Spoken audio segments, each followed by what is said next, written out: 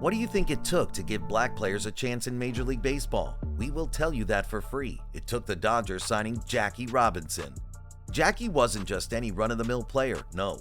He was the first African-American to step onto the Major League Baseball field in the modern era. To this day, Robinson's impact has resonated far beyond the baseball diamond, and despite the hurdles he faced, he stands as one of the most important players in baseball history. His exceptional 10-year journey in Major League Baseball included winning the Rookie of the Year award in 1947 and earning All-Star status for 6 consecutive seasons. Plus, in 1949, he etched his name in history once again, becoming the first black player to claim the National League Most Valuable Player award. 50 years after his Major League debut, his uniform number 42 was retired across all teams, a gesture of respect and recognition never seen before in any sport up to that point. Players from all teams still honor him every year on Jackie Robinson Day by wearing his iconic number 42. But then, how did Robinson manage to reach this level of reverence and become one of baseball's most impactful players? Well, you're about to find out as we'll tell you Jackie Robinson's unbelievable story. Robinson was born into a family of sharecroppers on January 31, 1919, and he faced the world with resilience from the very start.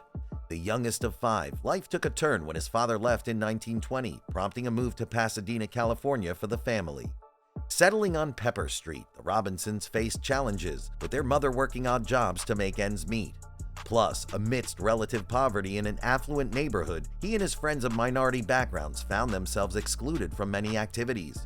In response, Jackie initially joined a local gang, but a friend's wise counsel steered him away from that path. Luckily, his journey continued at John Muir Technical High School, where his athletic abilities became apparent. And inspired by his older brothers, especially Mac, who was an Olympic silver medalist, Jackie excelled in football, basketball, track, and baseball. After graduating, Robinson moved on to Pasadena Junior College, where his multi-sport talent continued to shine. Whether as quarterback and safety in football, a shortstop and leadoff hitter in baseball, or excelling in track, he always made sure to leave a mark. He even broke his brother's broad jump record. Plus, amidst predominantly white teammates, he earned recognition, including being elected to the All-Southland Junior College team and receiving the region's Most Valuable Player award in baseball. As Robinson's junior college chapter ended, tragedy struck with the loss of his brother Frank. This sorrow fueled his decision to continue his athletic journey at the University of California, Los Angeles, where he could stay close to Frank's family. But even here, he made history by becoming the first UCLA athlete to earn varsity letters in 4 sports: baseball, basketball, football, and track. In football, he played alongside other notable black athletes, including Woody Strode, Kenny Washington, and Ray Bartlett, making UCLA's football team the most integrated at the time. His skill was on display as he finished the 1939 football season with impressive stats, setting a school record for rushing yards per carry. In track and field, he secured the NCAA championship in the long jump in 1940. However, baseball posed a challenge for him at UCLA, considering that he hit .097 in his only season. Robinson would soon leave college just before completing his degree, and then went ahead to take the position as an assistant athletic director with the National Youth Administration (NYA) in Atascadero, California. Following the NYA's closure, he headed to Honolulu in 1941 to play football for the racially integrated Honolulu Bears. However, his football aspirations were cut short by the Japanese attack on Pearl Harbor, marking the entry of the United States into World War II. In 1942, Robinson was drafted into a segregated Army cavalry unit at Fort Riley, Kansas. However, an incident on July 6, 1944, involving racial discrimination on a military bus led to his court-martial. Even though he would soon be acquitted by an all-white panel, the proceedings prevented him from seeing combat. So, post-acquittal, Robinson was transferred to Camp Breckenridge, Kentucky, where he served as a coach for Army athletics until his honorable discharge in November 1944. At this point, he wanted to continue playing sports, so he wrote to the Kansas City Monarchs of the Negro American League for a tryout. In 1945, the Kansas City Monarchs replied. They wanted him to play baseball, and that was the beginning of great fortunes to come. Now, although Robinson displayed some skills with the Monarchs, his stint there was far from ideal. Seeing that he was already accustomed to a structured college playing environment, he found the disorganization and gambling interests in the Negro Leagues appalling. So during the 1945 season, he explored major league possibilities.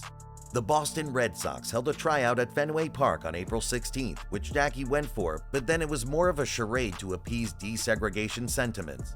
The player would face racial prejudice in this tryout and ended up leaving the tryout humiliated.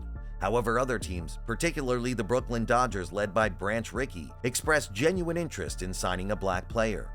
Rickey, after scouting the Negro League, selected Robinson and went on to interview him so he could gauge the player's ability to withstand racial abuse. In a 3-hour conversation, Rickey emphasized the need for Jackie to endure without reacting angrily. And despite initial astonishment, Robinson agreed to turn the other cheek. Well, it so happened that Rickey signed him for $600 a month, and he joined the Montreal Royals for the 1946 season. This move marked the beginning of the Noble experiment, and of course, Robinson became the first black player in the International League since the 1880s.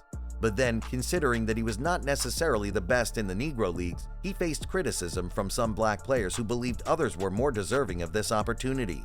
As if that wasn't challenging enough, his integration into the Royals also came with its own issues, because he faced segregation issues during spring training in racially divided Florida. Controversies arose, with Robinson not allowed to stay with white teammates and encountering opposition in several locations. But despite these challenges, his debut for the Royals would go on to happen in an exhibition game against the Dodgers on March 17, 1946, making him the first black player to openly compete for a minor league team against a major league team since the 1880s. No doubt about it, Robinson's debut in a regular season game against the Jersey City Giants marked the breaking of the color barrier in a minor league matchup. His standout performance in that game included a 3-run home run in his first at-bat. But that's not all, because the Rising Star's impressive achievements continued, leading the International League with a .349 batting average and earning the league's most valuable player title. Plus, despite facing hostility on road trips, Robinson's presence boosted attendance wherever he went, drawing over 1 million spectators to games involving him in 1946.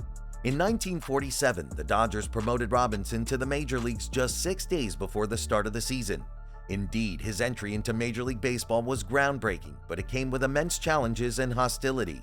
Of course, he excelled here too, leading the National League in stolen bases and earning the inaugural Rookie of the Year award in 1947.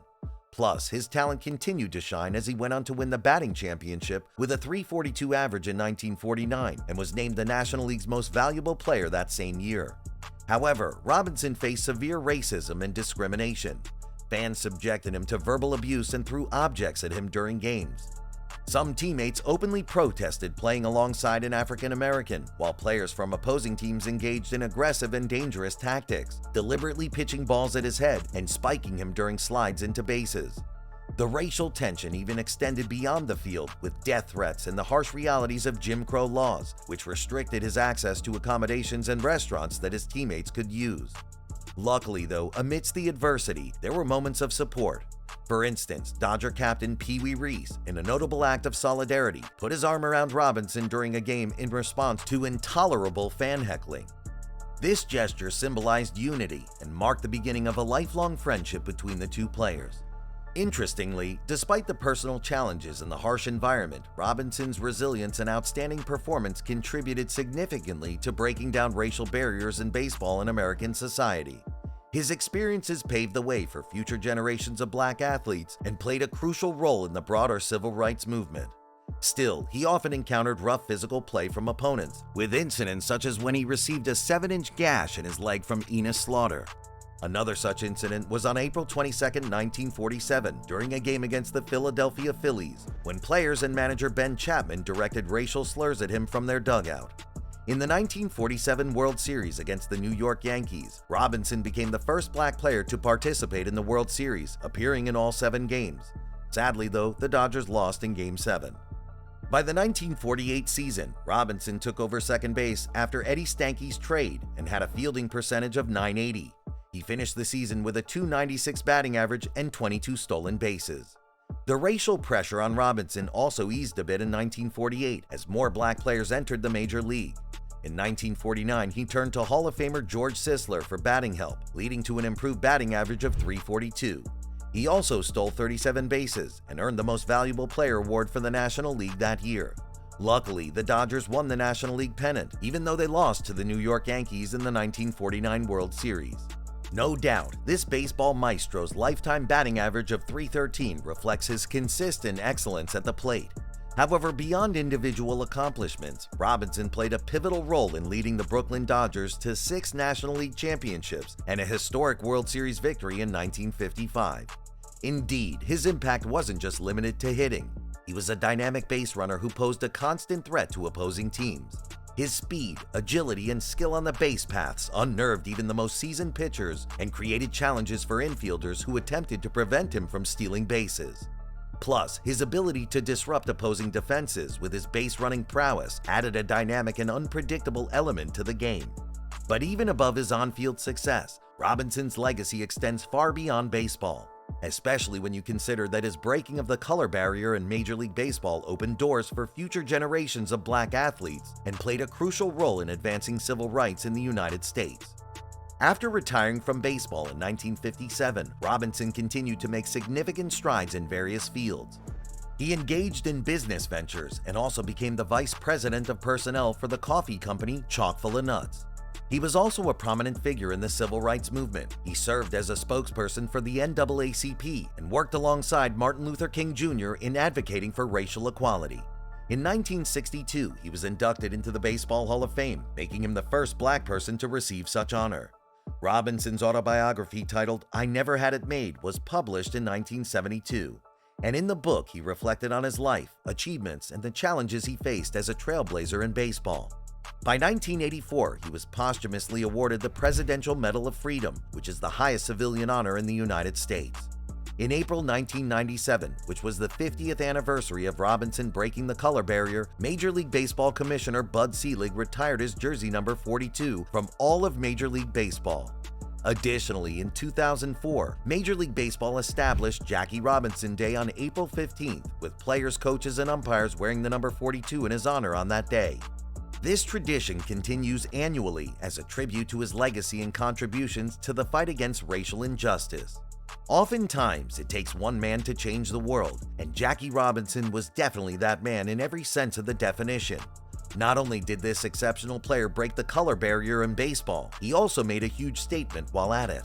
His sacrifices and perseverance in the face of oppression was all he needed to show the world that anyone was good enough, if only we will look beyond the color of their skin. To date, many black players have dominated Major League Baseball as a result of Robinson paving the path.